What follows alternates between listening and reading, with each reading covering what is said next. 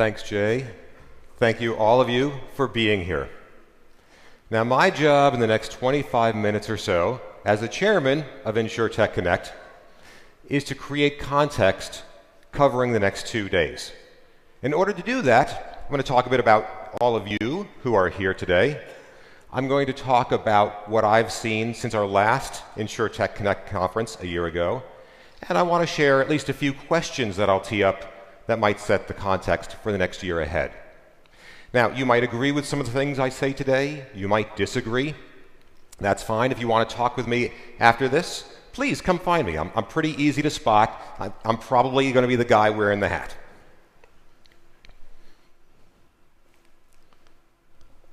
And the clicker, here we go.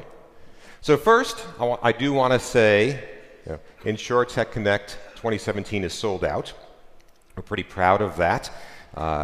It may get a little crowded in here in some of the sessions that you go to. I hope you'll forgive us for that. The team is doing a great job to make sure that it's as comfortable and organized as can be. There we go. And also mark your calendars for next year. We like to say, with so many people here today, we realized for next year we're going to need a bigger boat. Right? So we've got that. We got that lined up. Capacity for 5,000 people. This year, we'll see where the final count comes in, but it's over 3,500 people here today. Quality of the people trumps quantity. Right? So more than 3/4 of you are in senior roles in your organizations. Founders, CEOs, other members of the C-suite, VPs, managing directors, right? Investment partners. It's a very senior audience, and I think that's important for the level of the conversation that we're going to have here today. Likewise, when we set out to do this, it was really important to have the right mix.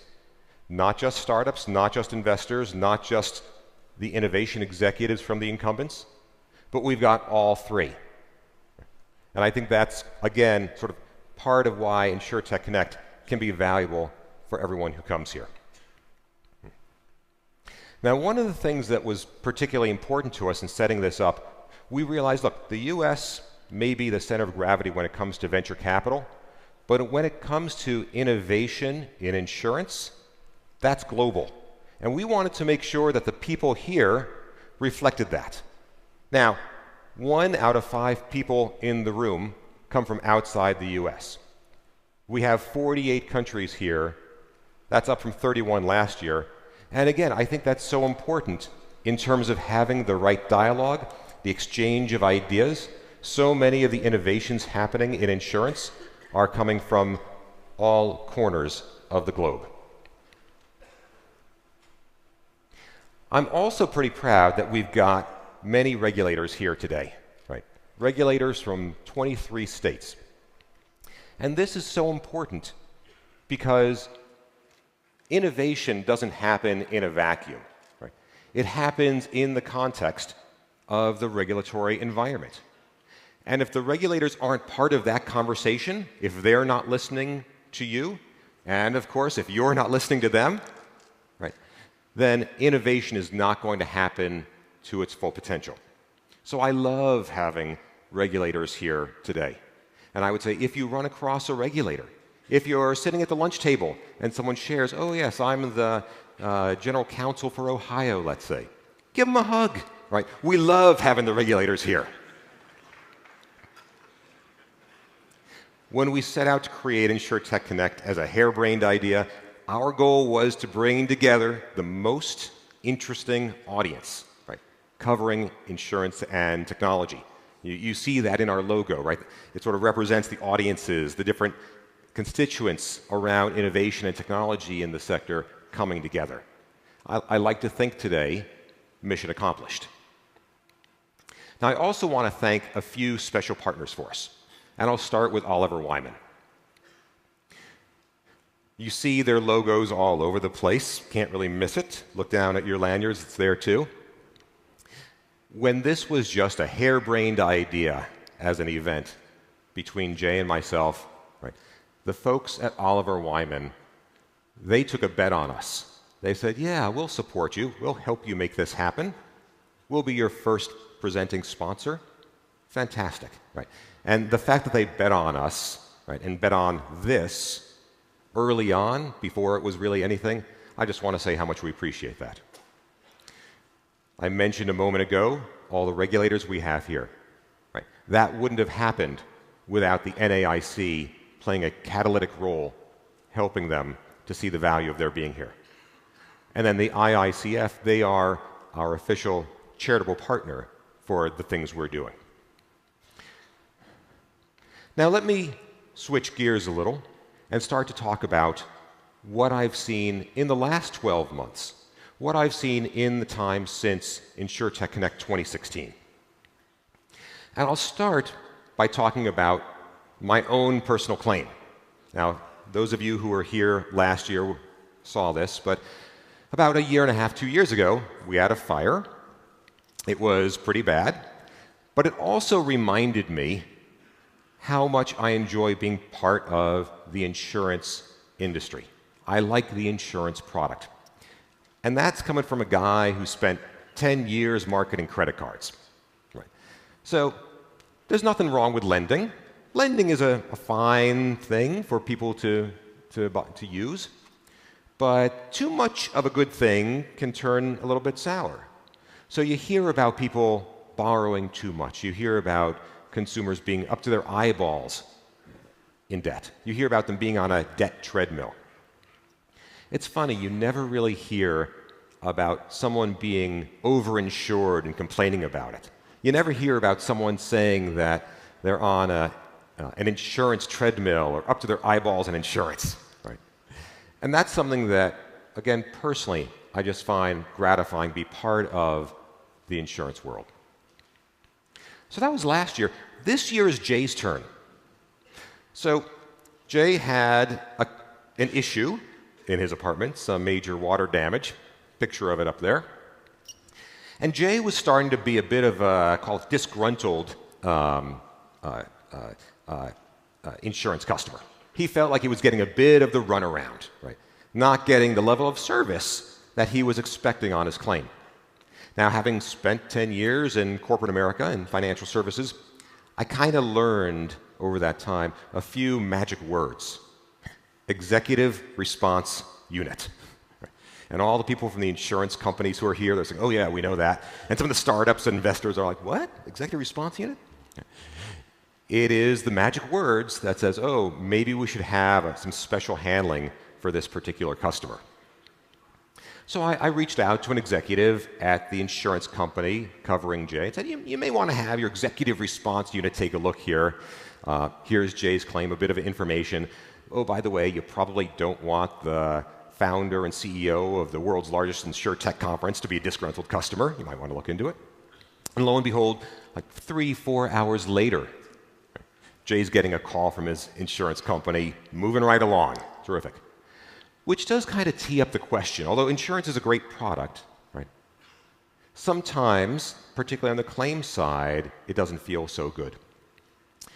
And is there a way that every customer, when they have a claim, might have more of an executive response unit kind of experience? Right? And has there been anything in the last year that we've seen to facilitate that? Right? I think my answer, you won't be surprised to hear, is technology plays a role and has played in just the last 12 months, perhaps as an inflection point, that kind of role in at least improving the claims process. Right? Smartphone technology, moving more of the process of claims, outsourcing it almost to the consumer, moving it to the edge, right, rather than to the center, making it faster, making it more convenient for the consumer, and oh, by the way, cheaper for the insurer. Right? Drones. Right? Again, I think that they started to get their real proving ground with some of the mass catastrophes of the hurricanes we saw, right, in the last year. Now, I think there's a lot of opportunity and a lot being shown in the claims side when it comes to technology. Now, I've also started to see in the last 12 months the startups really kind of coalescing on a particular structure, particularly the the customer-facing startups, right, who want to improve product and improve underwriting and need the flexibility in order to do that. So I've started to see MGAs really being the preferred structure for a lot of the startups this year, which led to an interesting conversation the other day. So this is Charles. He's an actual entrepreneur. You can tell that he's an actual entrepreneur because he's gazing up and to the right, and he has a hipster beard. So he must be an entrepreneur, right? So he was asking me, look, we're building an MGA. We're starting to assemble the pieces, but are there any sort of MGAs in a box? Are there any turnkey providers or turnkey solutions for pulling together an MGA to make our startup launch faster? My answer to him was, well, I haven't seen much of that yet. I'm starting to see a few hints of it here and there. But with all of the startups orienting towards MGA, I think you will start to see more of those MGAs in a box emerge. Now, I also think we've seen a Cambrian explosion, I like to say. Right? Certainly with respect to funding, right? And of course, this is just a handful of the more notable funding rounds we've seen in the last year. Right? And tip of the hat for Zhong'an with their $1 billion+ IPO. Right? Very impressive. And we've also seen general interest in this InsureTech thing, right, continue to rise. Right? I love looking at Google Trends to see, is this just an echo chamber here of us talking to ourselves about InsureTech, or is there something bigger, more broader interest? Right?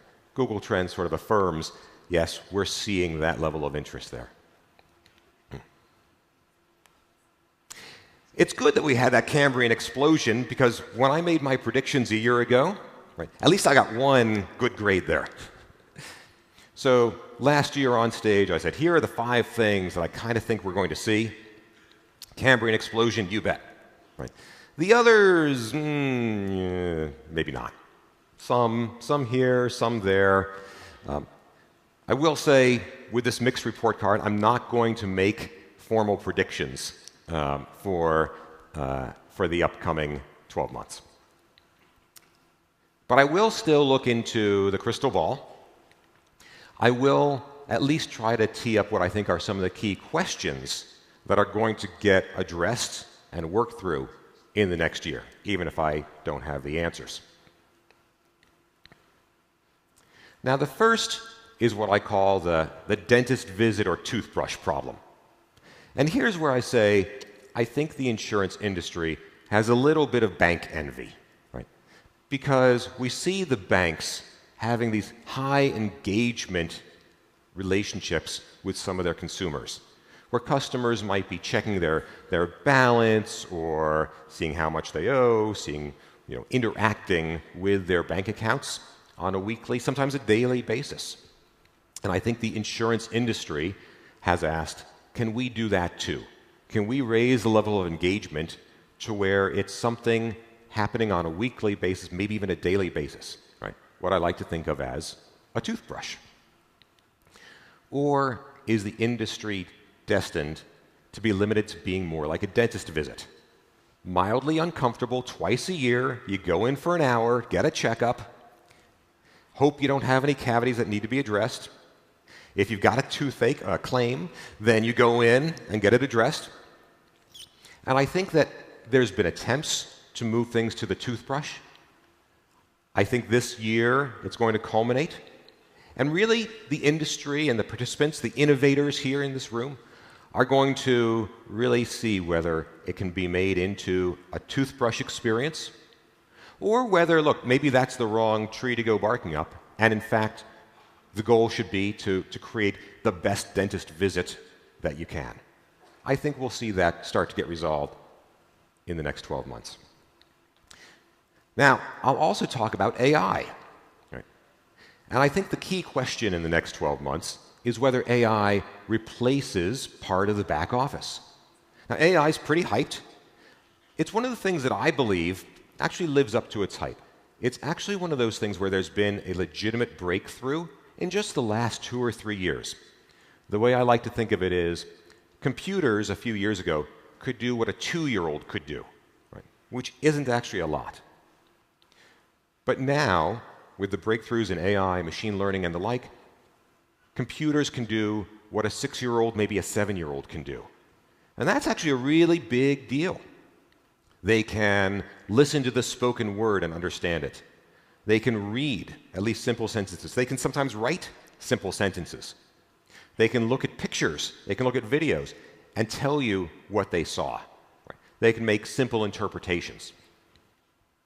And that's a big deal because a lot of the menial part of white-collar work in the back office and elsewhere is a part of things which 7-year-olds can do.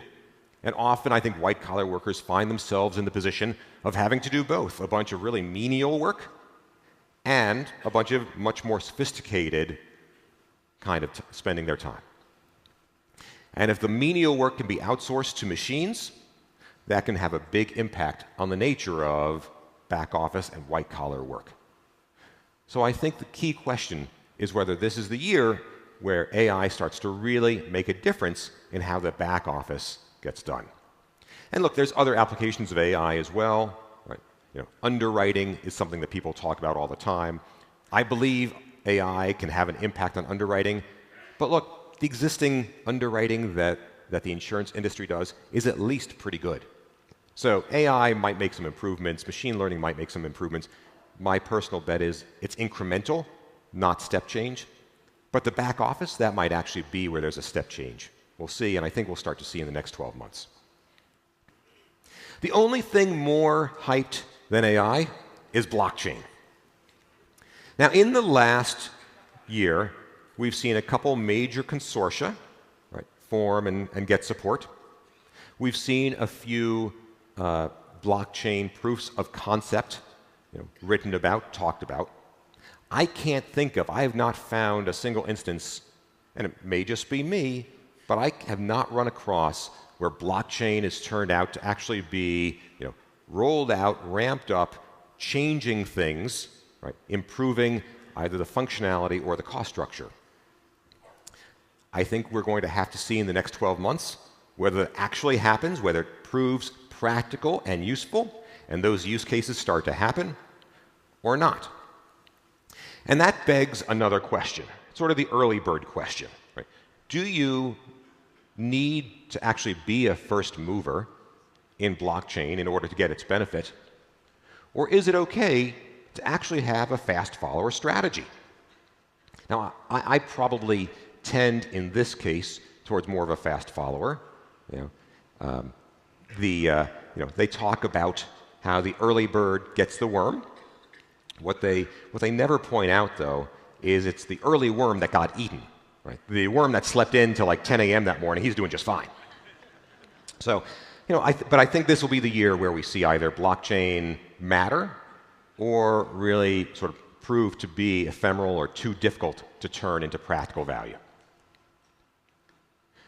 Now, also talk about here, coming up, APIs. A little bit technical, right? Many of you know what they are. For the handful of you who don't, automated programming interfaces. Right? This is essentially the glue between different parts, different modules of software out there. If software is eating the world, then APIs are kind of the teeth for that software to make it happen. And I'm showing you here not APIs associated with insurance. This is a count of APIs pertaining to all the financial services except insurance. And I pointed out for two reasons. First, if you look about 5, 6, 7 years ago, you start to see the inflection point where the people in the other parts of financial services start to ramp up, introduce more and more APIs, right? And you start to see the steep part of the curve. Second thing I'll point out is it's often said that the insurance industry is 5, maybe 6 years behind other parts of financial services typically in adopting technology. So I think that this may be the year, and this is the question that I pose for us, is whether this will be the next 12 months where we see APIs start to flourish in the insurance industry and whether the insurance stack starts to be API-ified. So this is my final slide, my final sort of question to tee up. This is a quote from a Netflix executive 4 years ago. The goal is to become HBO faster than HBO can become us, can become Netflix. The goal is to become HBO faster than HBO can become us. What does that mean here? Right? Why am I talking about some streaming media services and Game of Thrones here in an insurance room? I think it tees up, right, what is really the grand context for the next 2 days and for the next year. It's a question of speed. It's a question of whether the innovation executives from the existing insurance companies who've been around for 30 years or 300 years can build the strengths of the startups, right? Can refactor their technology stack, can reorient, right, the sort of client-facing, customer-facing mindset. Or whether the startups who are trying to become the customer-facing next generation of insurance company, whether they can build the strengths and capabilities that make the incumbents so effective. And in the long run, right, the winners have to assimilate both. In the long run, right, they have to have both the strengths and capabilities of the HBOs of the world, right, the people who've been doing it well for decades, and of the Netflixes, the people who are taking a different approach, a different strategy, bringing new capabilities into the system. So that, for me, is the grand context for the conversations you'll have in the next 2 days, and I believe the conversations you'll have in the next 12 months. So thank you. I hope you enjoy the next 2 days here. And like I say, you may agree, you may disagree. I love talking about this stuff. Just flag me down, look for the guy in the snazzy hat, and it's probably going to be me. So with that, I'm going to hand things over to my colleagues and good friends and partners from Oliver Wyman. As I mentioned, they've been with us since nearly the start. They took a risk on this harebrained idea of why don't we have a conference that brings together people from all the different areas, from the entrepreneurs, from the investors, from the incumbents. And they said, yes, let's do that. So coming up here is Prashant Gangu and Matt Leonard, and they're going to talk about some of their observations. And I believe they're actually going to make some legitimate predictions, not just teeing up some questions, but perhaps offering their answers. And a year from now, we can see how they do on their report card. Thanks very much.